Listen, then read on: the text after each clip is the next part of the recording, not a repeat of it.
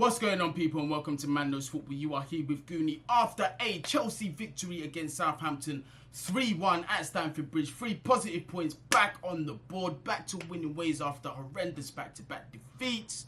You get me? But before I get into the content, make sure you do like, share, subscribe, and leave your thoughts down there in the comments. Let me know what you liked about Thomas Tuchel's lineup. Well, let me know what you didn't like about Thomas Tuchel's lineup today. If there was anything you didn't like, let me know who stood out for you, man. All of that stuff down there in the comments. I'll do my best to get back to you as soon as possible.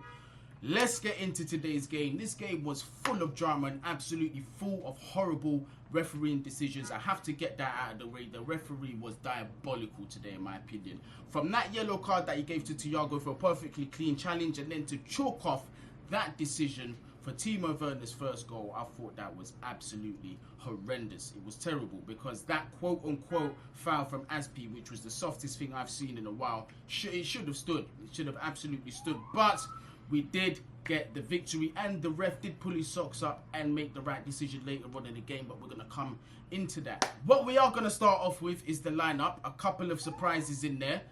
Big man Mendy in goal, that's not a surprise. The centre-back trio of Chalobah, Thiago Silva and Rudiger. Chalobah comes in to replace Andreas Christensen. And then we've got the wing-backs of Ben Chilwell and Cesar Azpilicueta. The midfield pivot of Ruben Loftus-Cheek and Kovacic, and the attacking three of Callum Hudson-Odoi, Lukaku and Timo Werner. So yes, a heavy rotation there. But before I do get into any more, I've got to get into the bench. We cannot forget about the bench because they played a very important part in the game.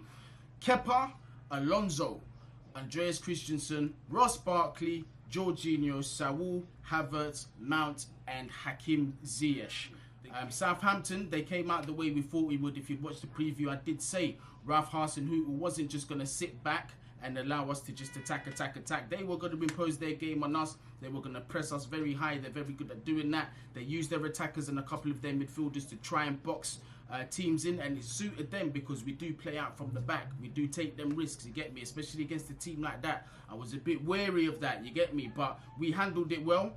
But you saw that Southampton did that very well. They were very positive in their attack, but we were better. We withstood their pressure, and we got our reward very early into the first half. We broke Southampton's record this season in the Premier League of not conceding in the first half. You get me? And that came from, yes, La Cobham graduate, man like Trevoh. You get me? If you know about Trevoh. Yeah, smash that like button. I know my British followers are going to know about Trevoh, my young gun driller. Yeah, if you don't know about that, go back and watch a movie called Kidulthood. You get me? That's a UK classic, blood. Yeah, there's a character in there called Trevoh, but I ain't going to say too much. Go back and watch that video, man. But yeah, Trevoh gets his header at the back post. Nice little diving header. Admittedly, there's nobody there marking him there. Our Southampton defence went to sleep, left him there unmarked. Trevoh said, okay, cool, I'll take that. Boom. 1-0. Second goal of the season. Was lovely to see man like Trevoh score. But Southampton, they weren't deterred by that at all. They were still very positive. They were still trying to get a goal against Chelsea, and they worked very well. We were lucky to go into the second half unscathed. James Ward Prowse had a very good chance that I remember right now off the top of my head. He took a lovely volley. I think it was a volley, but it was it just went wide of the post, but it was very good power, very good technique on it as well. And if it was on target, it might have given Mendy problems, although we did see that go wide of the post. So big up Southampton. They really did come to impose their game. A couple of players in particular in that first half that I want to give big ups to is obviously I thought Teller did well, Walker Peters did well, Tino Livramento as well. We're going to come on to him because he played a very important part for Southampton in the second half, but he did very well. Although I ain't gonna lie to you, Callum Hudson-Odoi had him on toast a couple of times. He was enjoying himself today, and it was lovely to see Callum. He repaid Tuchel's faith in going in his natural position, and hopefully we can see more of him going there going forward. I'll understand, like, if we have to use him in certain situations at right wing back, I'll get it, but I hope I can see Hudson-Odoi more in his natural position. What a game that he had. But second half, Southampton again, they started with the ball, they started positively. They were looking for a goal, looking for that equaliser, and fortunately for Southampton, Ben Chilwell made an awful, well, not awful in terms of like danger to the player, but it was still like a stupid challenge in my opinion. He dived in, he was a bit over eager, saw the opportunity to try and win the ball off Livramento. Livramento, as we all know, academy graduate as well, bro. very quick with his feet, very skillful technical player. So Chilwell bought it, boom, penalty, deserved penalty, didn't even have to go to VAR. Ward Prowse steps up. We know Mendy don't save penalties. It was no different in this situation. Boom, 1-1. My anxiety goes through the roof because now I've got my group chats chatting shit. I've got Troops chatting shit on my phone. I've got Zar chatting shit. I've even got Jack Mack, a Tottenham fan, trying to chat shit. Can you imagine the audacity on my phone? You get me? So until then, I had to keep my mouth stum. But the hero of the game became the villain when he made a slightly late challenge on Jorginho in the second half. To be honest, I can see why the red card was given. He did catch him on the ankle. Had it got more clean contact, it would have been terrible for Jorginho. He did go to VAR. The ref saw what everybody else saw, and finally he pulled his bloody socks up and decided to give the red card. So well done, ref, for finally making the right decision for Chelsea Football Club in that game.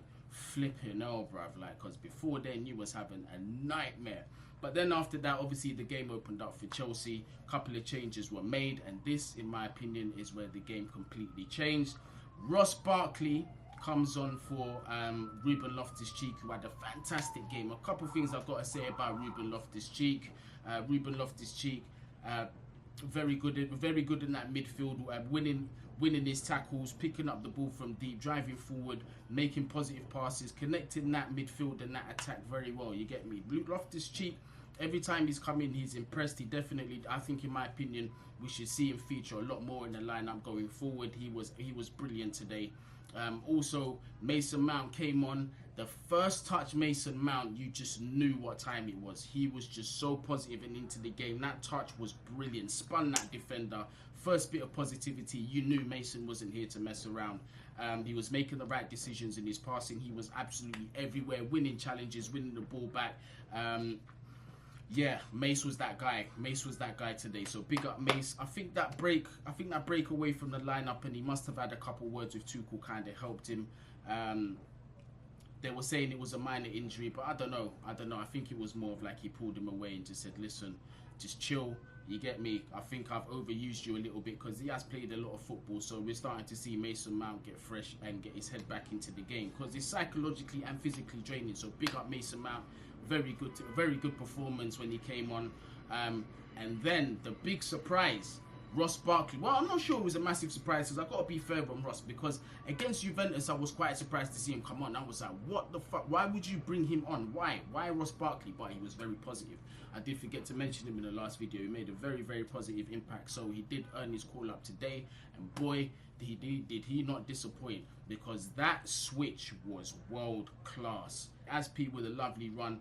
Excellent. He didn't even have to make a first touch. Just got a lovely connection. Drills it into the middle. Timo Werner with his reward after the questionable disallowed goal in the first half that we've already spoken about with the ref. Waste man. But Timo, this is what I respect about him. It doesn't matter what negativity you throw at him, he's always looking for the next positive chance. And there it was today. You saw it, that tenacity, that want to score goals. And I told you as well in the preview that this is the kind of game for Timo where we are playing against teams that are not afraid to just, that don't want to just sit back, that do want to impose their attacking game on us. And we saw that from Southampton today, and that opened up opportunities for Timo, who I thought played very well and was unfortunate not to get 2 goals today. But yeah, good finish, 2-1. At that point, it was cruise control. We was just going chance after chance after chance. We were just dictating that game, just constantly pushing forward, stretching them wide.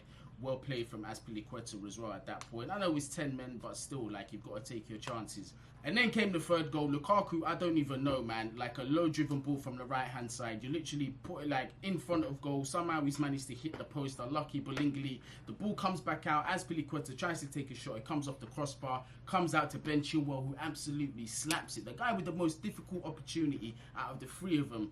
He puts it away, slaps it on a beautiful volley. The goalkeeper, it looked like the goalkeeper got to it first, but the goal line technology kicked in and boom, it was a goal. 3-1 at that point. Big up Ben Chilwell, man. But I want to say, good performance from Chelsea, and even with 11 men, because there's people out there saying, oh, it took 10 men, it took 10 men. But listen, Southampton got lucky. Like I said, Timo should have had 2 goals, and by that point, it would have been 2-1 with 11 men. Then what would you have been saying if the ref had done his job properly?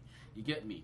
But it was a positive performance from Chelsea. It was good to see some of the quote-unquote fringe players get their chances and actually impress.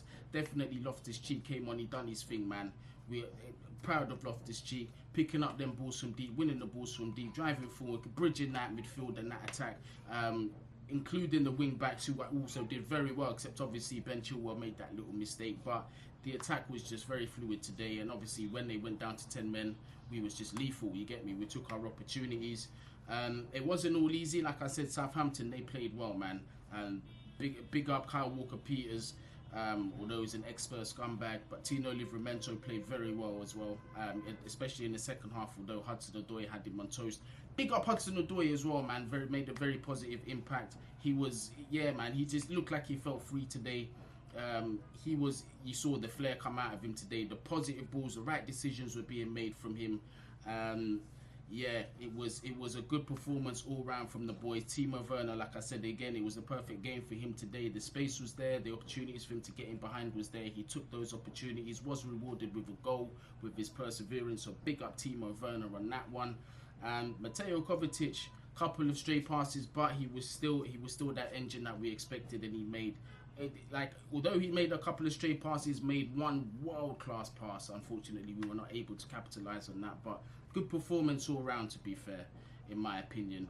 But again, we're going into the international breaks. We can take a breather. 3 points on the board. Let's see what happens between Liverpool and Manchester City. But thank you very much for tuning in to this post-match of a Chelsea victory, breaking the back-to-back defeats, 3-1 against Southampton, who have got nothing to be ashamed of. They played very well today. An unfortunate red card from James Ward Prowse. But well done to the boys. 3 points. And let's continue our challenge for the title this season. But to everybody that's been watching, thank you very much. Like I said at the beginning, like, share, subscribe, all of that good stuff. Bless.